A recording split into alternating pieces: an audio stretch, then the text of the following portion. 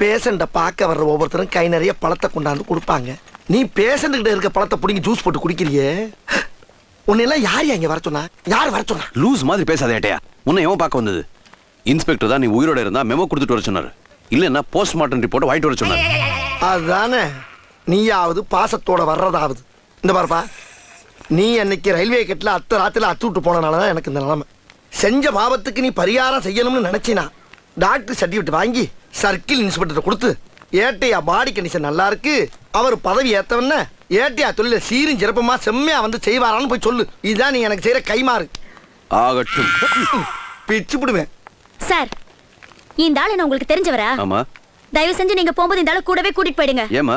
பாவம், நேத்து இந்த பெரியவர் வச்சிருந்த பிரெட்டை புடுங்கி திங்கிறேன்னு அவர் மேல விழுந்து நசுக்கி கொலை பண்ண பாத்திருக்காரு. கொலகார பாவி. சீப்பா குத்துனா ஏயா? சும்மா. ஆமாப்பா,